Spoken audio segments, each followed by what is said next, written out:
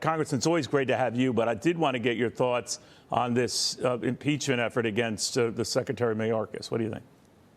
Right. I mean, this is just playing politics with the problem that we have on the southern border.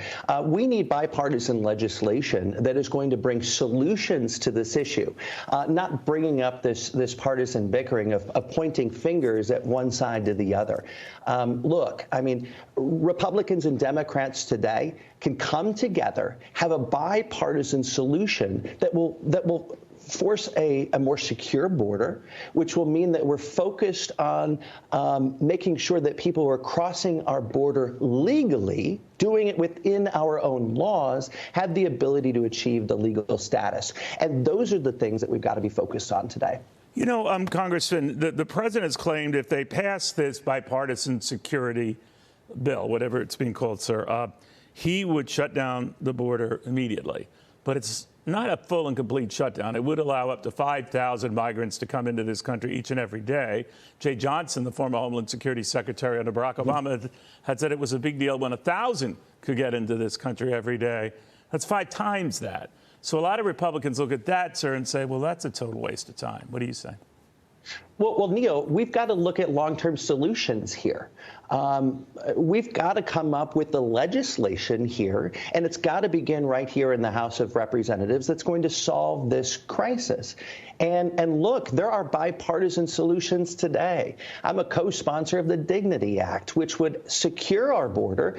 It would mean that there is a legal ability for people who are coming across the border following our own laws, and it would crack down on those that are coming across the border illegally. I mean, these are things that are on the floor of, or at least should be on the floor of the House today. And it's my hope that Speaker Johnson can bring it to a vote, because there are Democrats that want to solve this problem just like there are Republicans. You know, it's easy to look back at the president's first days in office, Congressman, and you've talked about how this has grown to be a problem for states like your own, Illinois, not exactly a border state, but very well aware of this migrant surge, that the president's open border policies were telegraphed from day one, when through better than 30 executive orders, he essentially undid everything Donald Trump had done. Do you think in retrospect that was a mistake, that it sent a signal and a green light to those who want to get here? Come on over here. The time's perfect. I mean, look, I mean, there are people making their way toward the southern border today.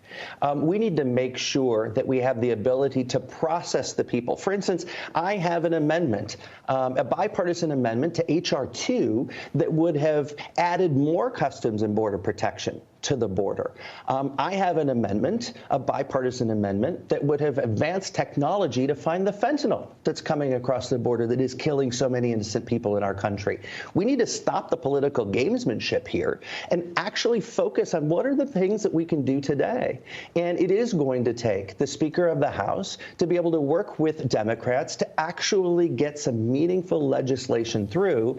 And what's coming from the Senate, I'm optimistic. We've got bipartisan legislation there. We need to pass it here because the president has said that he will look at and he will sign bipartisan immigration reform. And we need to see that through to the end. Do you fear it's dead in the House, though?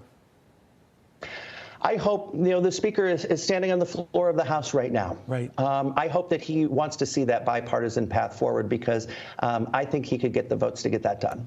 Congressman, we'll watch very closely. Very good having you. Eric Sorensen of the beautiful state of Illinois, trying to find a path to solve this one way or the other. Congressman, thank you.